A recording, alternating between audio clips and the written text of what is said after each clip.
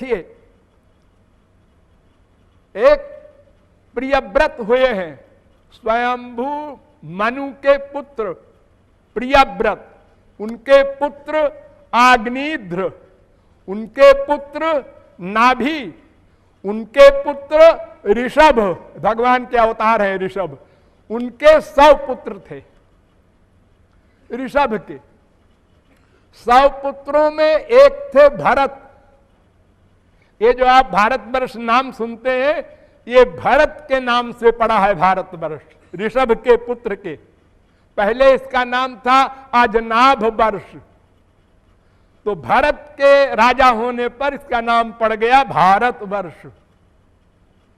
तो एक भरत और 81 पुत्र वेद के कर्मकांडी, और 9 पुत्र राजा बन गए 9 द्वीपों के, और 9 पुत्र बचे, वो योगीश्वर बन गए, भक्त बन गए, परमहंस बन गए।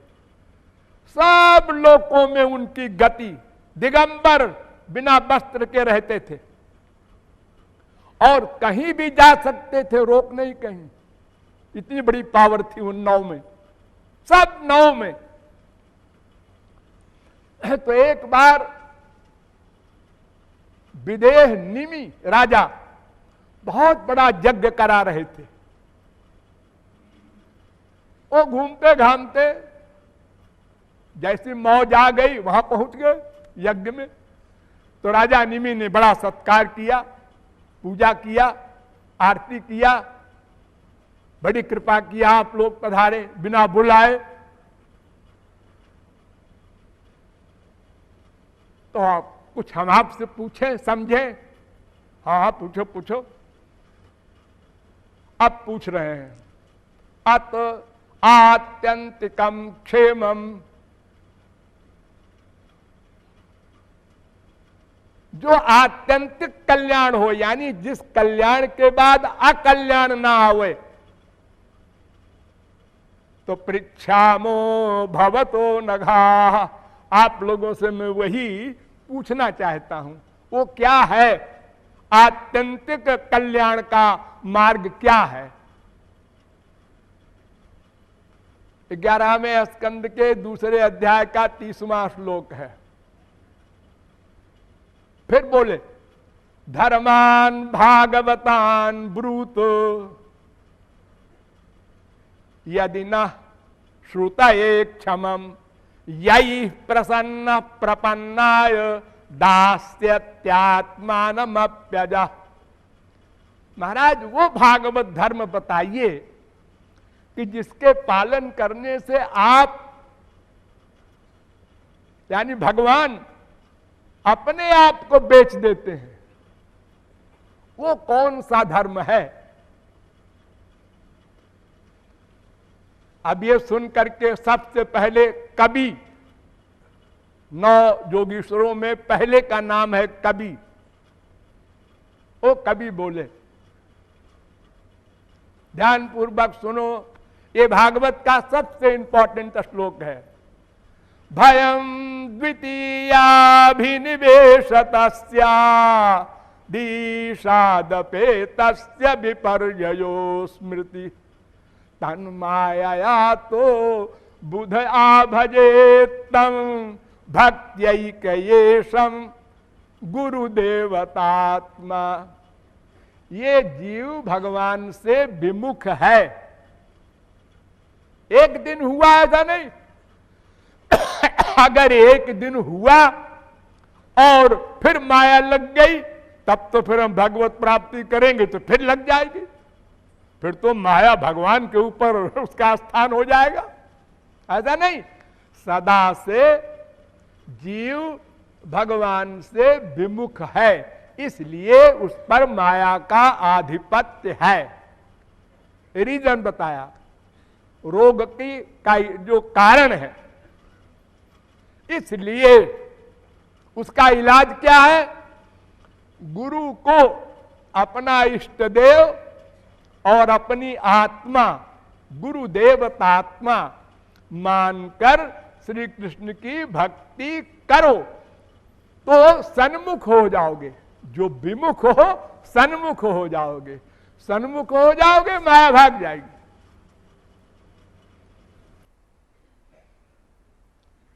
अब इसके बाद दूसरा प्रश्न करते हैं,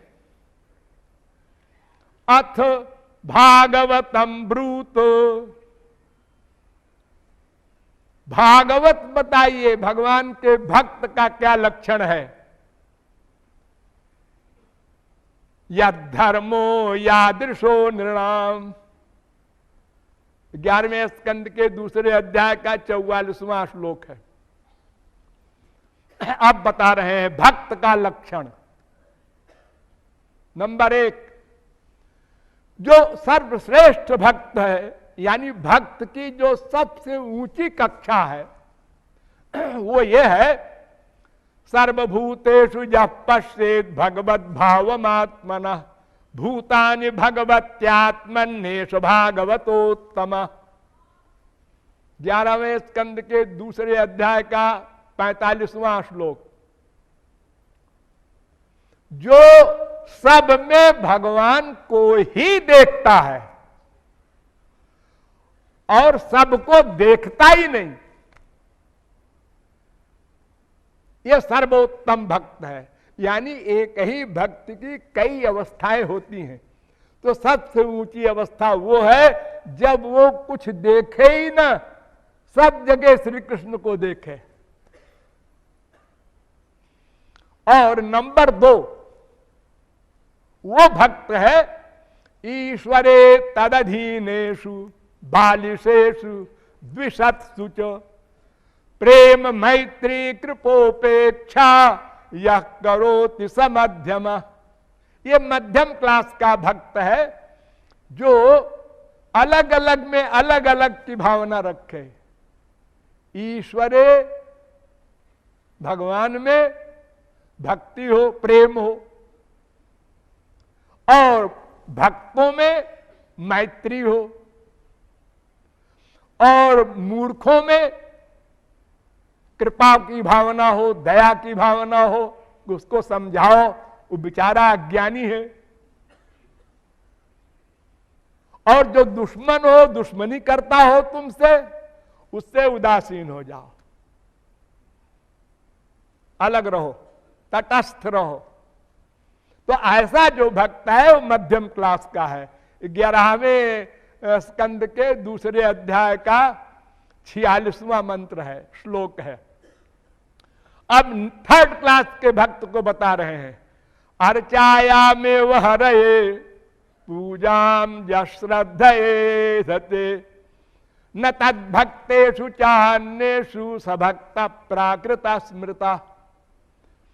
जो खाली पूजा पाठ में ही लगा रहता है, भक्त की भक्ति नहीं करता, तत्व ज्ञान नहीं है, लगा रहता है कुछ साधारण तौर से, ये पढ़ो वो पढ़ो, ये जप कर लो, ये पाठ कर लो, फिजिकल, ये प्राकृत भक्त है, थर्ड क्लास का, यानी ये भक्त है ही नहीं। फिर आगे कहते हैं, देखो भाई एक और भक्त होता है, वो बड़ा ऊंचा कहलाता है, उच्च कक्षा का। वो कौन? गृहीत्वापीन्द्रियैरर्थान् न द्वेष्टि न हृष्यति विष्णोर्मायामिदं पश्यन् स वै भागवतोत्तम। भागवतों में उत्तम है ये कैसे है? इंद्रियों के सब विषयों को ग्रहण करता है। ध्यान दो, इंद्रियों के सब विषयों को ग्रहण करता है। चक्षुर इंद्रिय, श्रोत्र इंद्रिय, नासिका इंद्रिय जितनी है सबका विषय भोग करता है, लेकिन न उसमें उसको सुख मिलता है और न वो उसमें तृप्ति होती है। वो रहता है अपने सुख में, भगवान के सुख में। जैसे ध्रुव ने राज्य किया 36,000 वर्ष, भरत ने राज्य किया 1 करोड़ वर्ष, प्रहलाद ने राज्य किया 1 कल्प,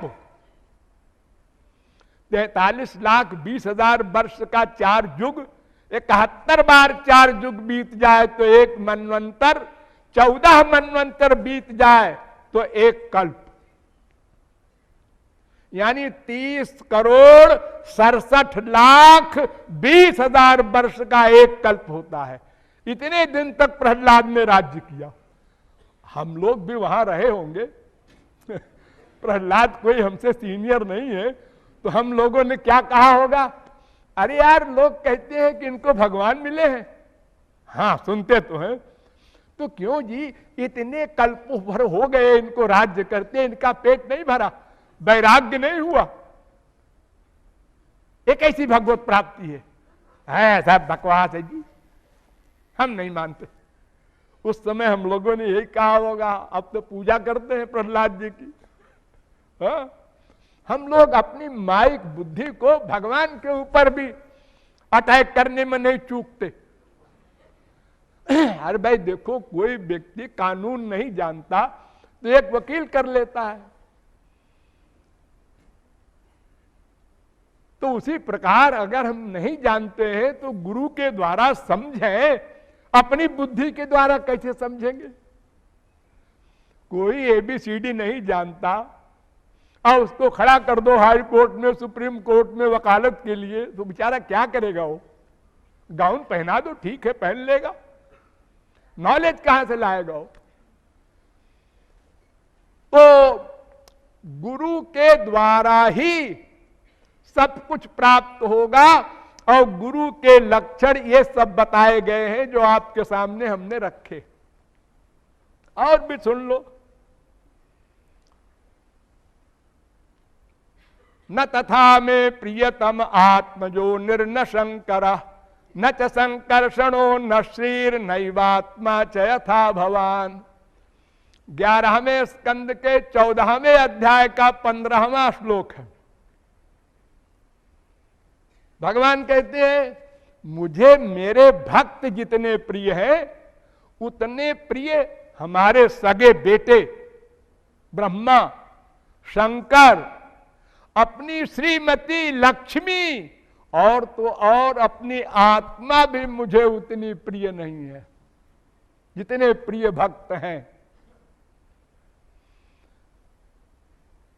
और आगे कहते हैं, निरपेक्षम मुनिम शांतम निर्वैरम समदर्शनम अनुब्रजाम्य हम नित्यम पूये ये त्यंघ्रि रेणु भी। 11वें स्कंद के 14वें अध्याय का 16वां श्लोक, यानी जो मेरे भक्त हैं मैं उनके पीछे पीछे चलता हूं। क्यों? इसलिए कि उनकी चरण धूल मेरे ऊपर पड़े और मैं पूजेयो पवित्र हो जाऊं। इससे बड़ी बात और क्या हो सकती है संसारी मनुष्यों के लिए कि इतनी कृपा, इतना प्यार उनका शरणागत पर होता है तो फिर तो हम होंगे, चलेंगे आगे, कैसा ही पतित हो। बाग गदगदा द्रव तेजस्य चित्तम रुदत्यभीक्षणम हसति क्वलित्य विलज्ज उद्गायति नृत्य चेच मद्भाव भक्तो भुवनम पुनाति।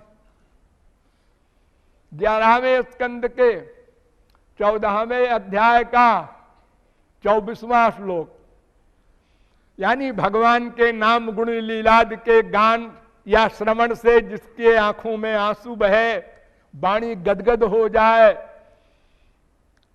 अनेक सात्विक भावों के उद्रेक हों, स्तंभ स्वेद रोमांच विपथु वैवर्ण अश्रु मूर्छा प्रलय, 8 सात्विक भाव होते हैं, वैसा भक्त होता है।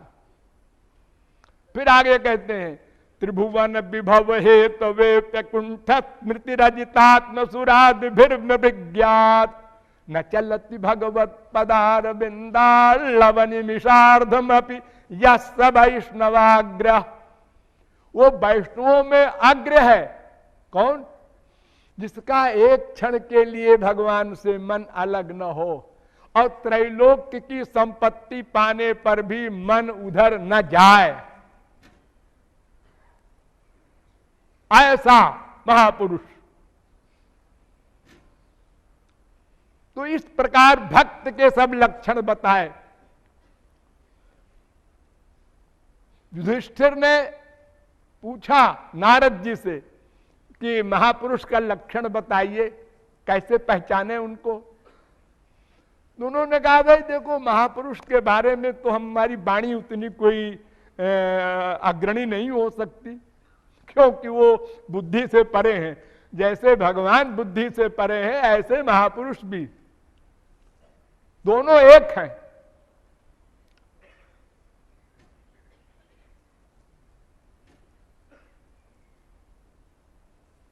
नारद जी बहुत बड़े भक्ति के महापुरुष हुए हैं, अथॉरिटी है हमारे यहां वो। उन्होंने 84 सूत्र बनाए। उन्होंने एक सूत्र बनाया, तस्मिन् तज्जने भेदा भावात्।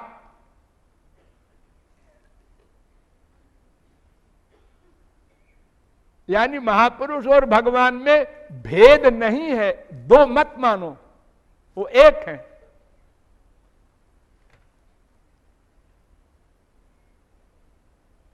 यही बात नारद जी कह रहे हैं युधिष्ठिर से कि देखो ऐसा है कि रजस्तमश्च सत्वेन सत्पंचोपशमेन च एतत् सर्वं गुरौ भक्त्या पुरुषो ह्यंजसा जयेत्। देखो युधिष्ठिर, रज तम इन दोनों गुणों को तो सत्व गुण से जीतो, और सत्व गुण को फिर भक्ति से जीतो, तब तुम गुणातीत बनोगे। लेकिन ये तीनों गुणों को जीतने के लिए गुरु की भक्ति कर लो, जीत जाओगे। फिर आगे कहते हैं, यस्य साक्षात् भगवती ज्ञान दीप प्रदे गुरौ मर्त्या सद्धि श्रुतम तस्य सर्वं कुंजर शौचवत्। 7वें स्कंद के 15वें अध्याय का 26वां श्लोक, कि तुम्हारा जो गुरु है वो मनुष्य का शरीर है, और शरीर के सारे व्यवहार वो भी करता होगा, लेकिन उसमें मनुष्य की बुद्धि मत लाना, वरना तुम्हारी साधना सब 0 हो जाएगी। आगे और स्पष्ट कहते हैं, एष वै भगवान साक्षात प्रधान पुरुषेश्वर। ये जो महापुरुष है गुरु, ये साक्षात भगवान है। कौन सा भगवान? जो प्रधान और पुरुष का स्वामी है, यानी प्रकृति और जीव दोनों का जो अध्यक्ष है, वो भगवान है, वो गुरु।